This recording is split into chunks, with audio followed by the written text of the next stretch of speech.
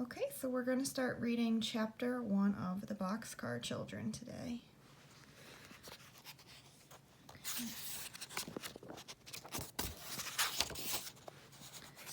We have the Boxcar Children by Gertrude Chandler Warner, and this is book number 1. We're going to be looking at the series, so this is just the start. And of course we have our table of contents, which tells us the title of each chapter and what we're going to find out in each chapter. So chapter 1 says the 4 hungry children, so we're probably going to be finding out about the 4 main characters of this book.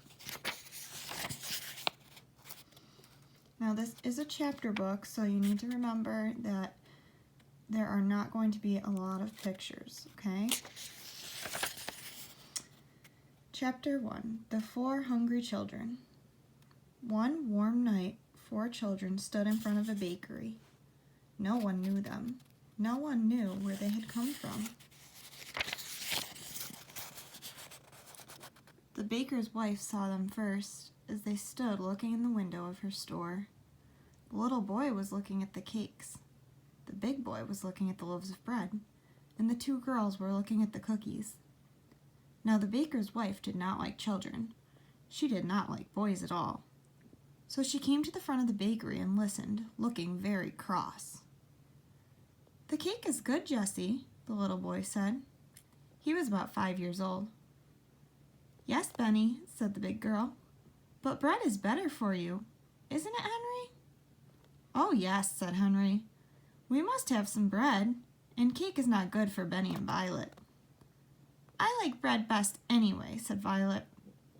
She was about 10 years old, and she had pretty brown hair and brown eyes. "That is just like you, Violet," said Henry, smiling at her. "Let's go into the bakery. Maybe they will let us stay here for the night." The baker's wife looked at them as they came in. "I want 3 loaves of bread, please," said Jessie. She smiled politely at the woman, but the woman did not smile. She looked at Henry as he put his hand in his pocket for the money. She looked cross, but she sold him the bread. Jessie was looking around too, and she saw a long red bench under each window of the bakery. The benches had flat red pillows on them. "Will you let us stay here for the night?" Jessie asked. "We could sleep on those benches, and tomorrow we would help you wash the dishes and do things for you." Now the woman liked this. She did not like to wash dishes very well. She would like to have a big boy to help her with her work. "Where are your father and mother?" she asked. "They are dead," said Henry. "We have a grandfather in Greenfield, but we don't like him," said Benny. Jessie put her hand over the little boy's mouth before he could say more. "Oh, Benny, keep still," she said. "Why don't you like your grandfather?" asked the woman. "He is our father's father, and he didn't like our mother," said Henry. "So we don't think he would like us. We are afraid he would be mean to us." "Did you ever see him?" asked the woman. "No," answered Henry. "Then why do you think he would be mean to you?" asked the woman. "Well, he never came to see us all," said Henry. "He doesn't like us at all." "Where did you live before you came here?" asked the woman, but not one of the 4 children would tell her. "We'll get along all right," said Jessie. "We want to stay here only for one night." "You may stay here tonight," said the woman at last, "and tomorrow we'll see what we can do." Henry thanked her politely. "We are all pretty tired and hungry," he said. The children sat down on the floor. Henry cut one of the loaves of bread into 4 pieces with his knife. The children began to eat.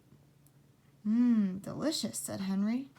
"Well, I never," said the woman. She went into the next room and shut the door. "I'm glad she's gone," remarked Benny, eating.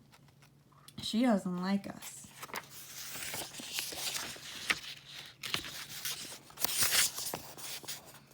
"Shh, Benny," said Jessie. "She is good to let us sleep here.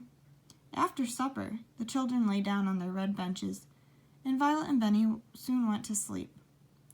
But Jessie and Henry could hear the woman talking to the baker. She said, "I'll keep the 3 older children. They can help me. But the little boy must go to the children's home. He is too little. I cannot take care of him." The baker answered, "Very well. Tomorrow I'll take the little boy to the children's home. We'll keep the others for a while, but we must make them tell us who their grandfather is." Jessie and Henry waited until the baker and his wife had gone to bed. Then they sat up in the dark. "Oh, Henry," whispered Jessie, "let's run away from here." "Yes, indeed," said Henry. "We'll never let Benny go to a children's home. Never, never. We must be far away by morning, or they will find us. But we must not leave any of our things here." Jessie sat still, thinking. "Our clothes and a cake of soap and towels are in the laundry bag," she said. "Violet has her little work bag, and we have 2 loaves of bread left. Have you your knife and the money?" "Yes," said Henry. "I have almost $4. "You must carry Benny," said Jessie. "He will cry if we wake him up." "But I'll wake Violet." "Shh!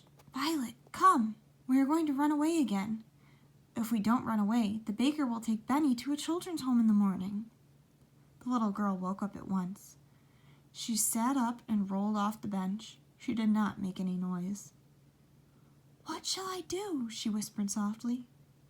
"Carry this," said Jessie. She gave her the work bag. Jessie put the 2 loaves of bread into the laundry bag, and then she looked around the room. "All right," she said to Henry. "Take Benny now." Henry took Benny in his arms and carried him to the door of the bakery.